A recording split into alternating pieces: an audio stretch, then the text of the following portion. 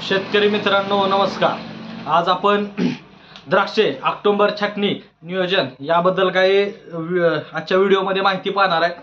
तर द्राक्षे ऑक्टोबर छाटणीचं संपूर्ण नियोजन करण्यामध्ये छाटणीचे आधीची तयारी म्हणजे उदाहरणार्थ पाणी व्यवस्थापन असेल, खतांची मात्रा असेल, त्याचबरोबर छाटणीची पद्धत, द्राक्षवेलीच्या कोणत्या भागाची छाटणी करायची आणि छाटणीनंतरची काळजी म्हणजे पाणी व्यवस्थापन, खतांचं नियोजन असेल, रोग किडींचं नियंत्रण असेल, या सगळ्या गोष्टींचं आजच्या व्हिडिओमध्ये समावेश असणार आहे।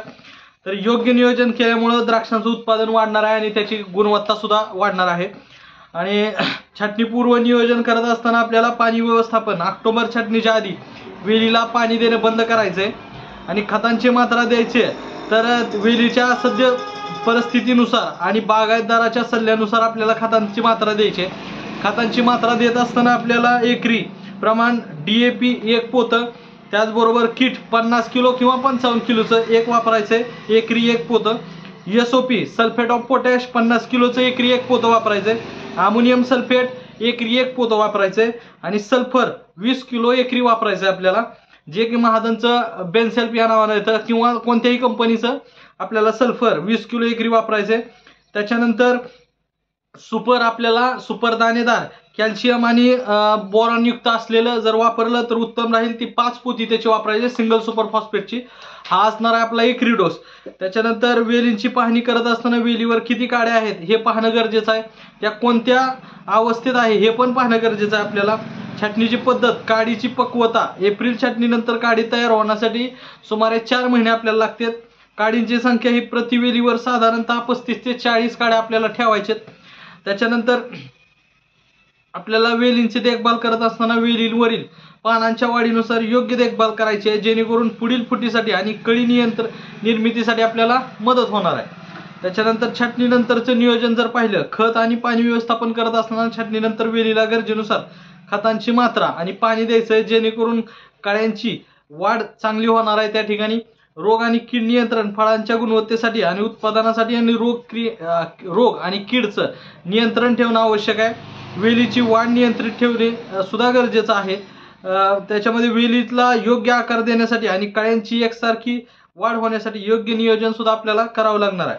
त्याच्यानंतर आपल्याला तज्ञांच्या मार्गदर्शनाखाली आपल्याला ऑक्टोबर छाटणीचं नियोजन करायचंय। त्याच्यामध्ये आपल्याला इथ्रेलची फवारणी 10 ते 12 दिवस अगोदर, आपल्या छाटणी अगोदर 10 ते 12 दिवस इथ्रेल फवारणी करायची आहे। इथ्रेल फवारणी करण्या अगोदर पावसाची ओढ असेल तर इथ्रेल फवारणी करण्या अगोदर म्हणजे 5 ते 6 दिवस अगोदर 3 ते 4 तास पाणी सोडायचं आहे आपल्याला।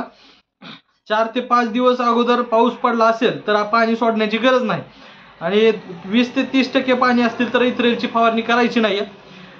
30 ते 50% पाणी असतील तर एकरी 200 लिटर पाणी फवारायचं आहे। इथ्रेल 3 मिली प्रति लिटर पाणी या पद्धतीने वापरायचं आहे आणि 1840 10 ग्रॅम प्रति लिटर पाणी या पद्धतीने वापरायचं आहे, किंवा 1840 बरोबर तुम्ही 0.34 सुद्धा 5 ग्रॅम प्रति लिटर पाणी या पद्धतीने वापरू शकता। 50 ते 70% पाणी असतील तर तुम्हाला एकरी 400 लिटर पाणी करायचं आहे, त्याच्यासाठी 3 ते 4 मिलीने इथ्रेल वापरायचं आहे। इथ्रेल वापरत असताना त्याबरोबर तुम्हाला 1840 DAP 10 ग्रॅम प्रति लिटर पाणी किंवा 0.34 5 ग्रॅम प्रति लिटर पाणी या पद्धतीने वापरायचं आहे। पेस्टचं प्रमाण हे आहे, डॉर्मॅक्स वापरत असताना आपल्याला 40 ते 50 मिलीने वापरायचं आहे, त्याच्यासोबत बूस्ट 40 ते 50 मिलीने वापरायचं आहे आणि जर्मिनेटर सुद्धा 5 मिली प्रति लिटर पाणी या पद्धतीनं हे नियोजन करायचं आहे। आणि छाटणी अगोदर आपल्याला फॉस्फरिक ॲसिड एकरी 1 लिटर सोडायचं आहे, त्याबरोबर तुम्हाला सल्फर 3 किलो हे सुद्धा एकरी तुम्हाला ड्रिपमध्ये सोडायचे।